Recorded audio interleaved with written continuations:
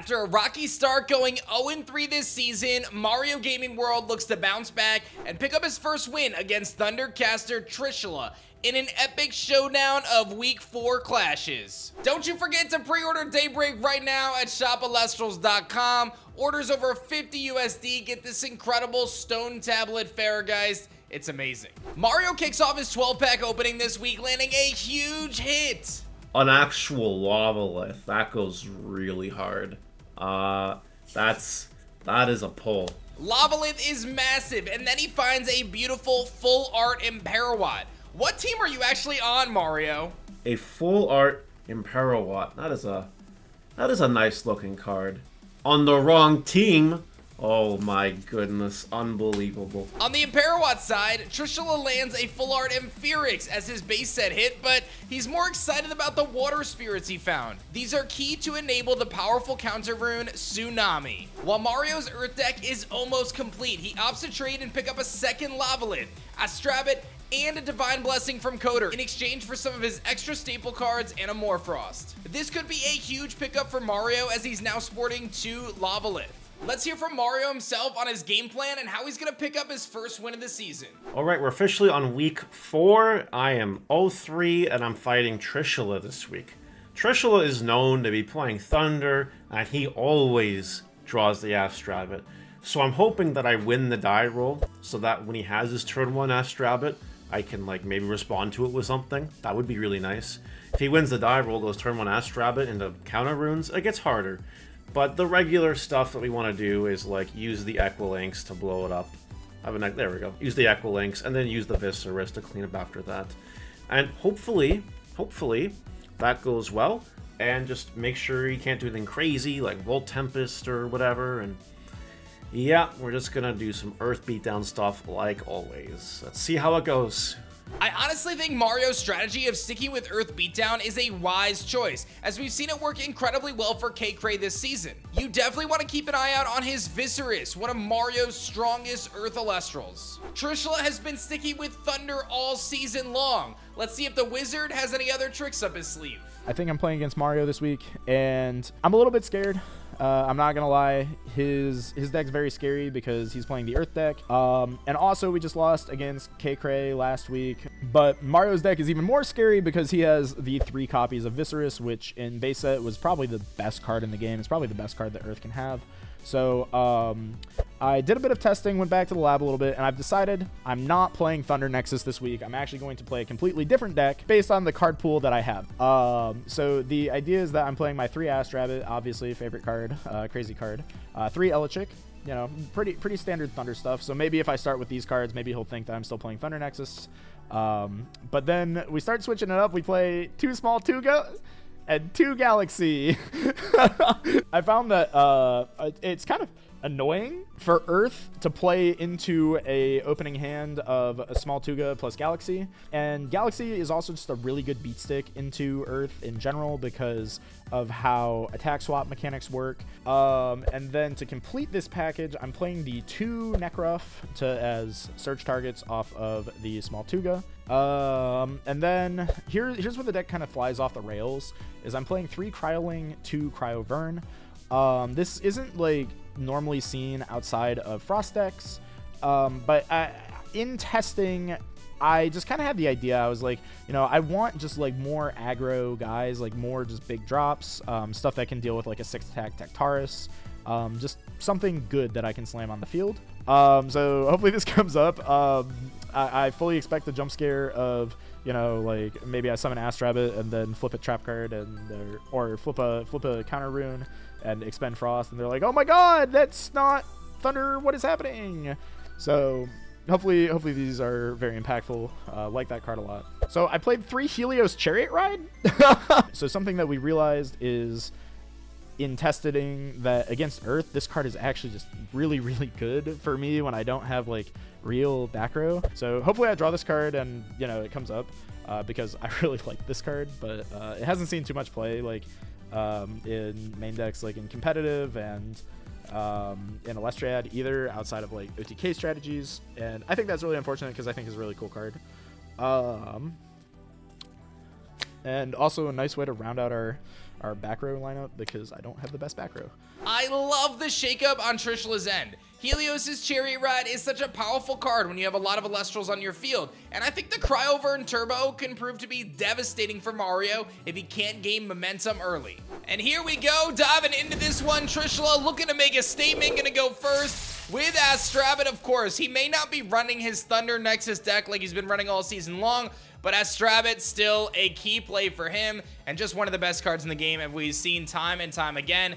Providing extra resources. He'll set one back row face down, and Mario's going to be looking to execute his Equalings Demeter combo right away, if possible, as Demeter provides him that power output that he needs to be able to attack over some of these stronger defensive Elestrals like Astrabbit, like Smoltuga, potentially a Misenchanted Galaxy. He's going to start with a Tectorus here and be face down with a Poison-Tipped Arrow that will drop its attack stat down to 2, but he still could hit over this Astrabbit if paired with a Demeter. Instead, opting to set 4 runes face down and change up his strategy. The Poison-Tipped Arrow effect takes place in the end phase and eliminates the Tectorus from the field. Trishula's got to be feeling pretty good as he now casts out another Thunder Elestral, Elechick. What makes this so valuable for Trishula is that at no point up until this point has he revealed his strategy. We know he's running a totally different deck this week, and he's able to search out, but gets stopped by the Gorgon's Gaze. Mario opting to prevent this Divine Rune search right away. A smart and wise decision, as generally speaking, again, if you're aware that these potential Zeus Nexus combo could come, you really got to stop it while you can. He'll take 1 Spirit of damage from this rabbit if he opts to not bounce it back with a Shield of Achilles. It looks like he's probably just going to take the Spirit here. We'll have to wait and see. He's definitely looking at his back row, deciding, do I want to try to stop it? And he will. He's going to bounce the Astrabbit back to Trishula's hand with a shield. Generally speaking, an attack position Astrabbit is not the best target for a Shield of Achilles, simply because it's going to just get cast back out, and you almost rather keep it in attack position as a chance to hit over it. But Mario's going to draw, looking for another Elestral. He finds an Elechick of his own that is massive, as it will now enable the opportunity to grab his Demeter. Trishula opts to not cast his face down rune. It seems no, he's going to respond with the Gorgons himself, so back-to-back Gorgons Gaze trades on these Elechicks being cast, preventing both casters from searching out the Divine Runes, and also preventing Mario from crashing into the Elechick in this case. And there's the rabbit again, precisely why I felt like that Shield of Achilles play ends up not being super optimal. But Mario flips the script on this and drops a Poison-Tipped Arrow. So he's had to use a lot of his resources up to this point to be able to get the position that he has. But that's actually a pretty good play. Poison-Tipped Arrow will get rid of the Astrabbit at the end of the turn and prevent any damage done from it, assuming that it doesn't get buffed up in any way, because when an Elestral has 0 attack, which Astrabbit has after Poison-Tipped Arrow, it actually deals no damage to the Spirit deck. Elechick will attack forward and take 1 Spirit of damage from Mario, but again, the rabbit will be eliminated in the end phase due to Poison-Tipped Arrow's effect, so ultimately the trade ended up being worthwhile for Mario here. Even though, again, the shield maybe not the most optimal play, it ultimately works out as he had the full foresight with his Poison-Tipped Arrow there. And now we're going to see all sorts of stuff going on. We're going to see the Viscerus get cast out here on Mario's end. Looks like he drew into that. Viscerus going to be able to put immediate pressure on, assuming there's no back row to deal with here. Let's find out. Does Trishula have an answer? This is a huge turning point in this clash, and it's a Shield of Achilles going to delay the Viscerus for an additional turn. That's so big. For those who don't know, Viscerus is so strong because when it destroys an Elestral in battle, you can special cast out a second Viscerus into defense position. If you have the rune protection to keep that one alive, it can snowball very quickly and put opponents at a significant disadvantage. Trishula going to respond with just 8 spirits to go, does get his Elechick effect, and does get his Zeus now. That could be crucial as we head towards this later part of the clash, as that buff, or debuff rather, that Zeus provides allows his Elestrals to hit over some of the stronger threats, like Viscerus or like a buffed up Tectorus. 2 attacks come off into Mario. Any tsunamis here? No! Another Shield of Achilles on Mario's end. He will bounce back the Elechick to hand, one of them allowing Trishula another search, but at the very least preventing the field from getting out of hand. And now this next turn is going to come down to, what does Trishula have in his face down row? Is it going to be something that can stop the incoming Viscerus here on Mario's end? Let's find out if he's got it. He's going for the Viscerus again. No surprises here. 5 attack with its effect gives it enough power to hit over the Elechick. Can he get this off with only 5 spirits to go? He does. The attack connects. The Elechick goes down, and Mario able to search out his second Viscerus of the Clash and get it into defense position. This is huge. And again, the question is, does he have the protection for it? It looks like he does not. No back row to protect that face down Viscerus. And an Earthquake is big from Trishula. The Earthquake will clear the attack position one. And now Trishula is free to take out the defense position one because it only has 2 defense. And we know he's got an Elechick in hand. Boom. There it is. Elechick comes back out. I find this so fascinating. We're this far into the clash. Trishula is running this unique deck with Cryoling and all these different strategies, and yet he's only played Elechick and has Straven up to this point. It seems as though the Thundercaster shines true in this one as he continues to bring the pressure with his back row. Tectorus makes another appearance here. Got to be very worried about a potential Gorgon's Gaze as it can get itself knocked out in the battle phase. We're going to have to wait and see if he has any more Earth Spirits here to help it out. He's going to opt to just attack and crash into the Elechick. A very bold decision to make here with only 3 spirits to go, but understandably so. Without the back row, he can't provide any protection. Elechick gets the field again for Trishula. It never stops. He's going to misenchant it with water, understanding he doesn't need Zeus's effect anymore. This will allow it to get around potential tsunamis. Another spirit gone by Mario. He's got 2 left, looking to make a push, probably hoping for an Ambrosia here at this point. He'll find a Rummagem in defense, but forced to misenchant it with fire. That may spell doom. Trishula with 4 spirits. All he needs is an Elestral to wrap this one up. Does he have it? Let's find out. Reaches for his spirit deck. Does he have an Elestral to cast? He does. It is a Cryoling. He's got the Cryoling. Cryoling going to be able to turbo into Cryovern if he has enough spirits in the underworld that are frost. Looks like he's counting them up.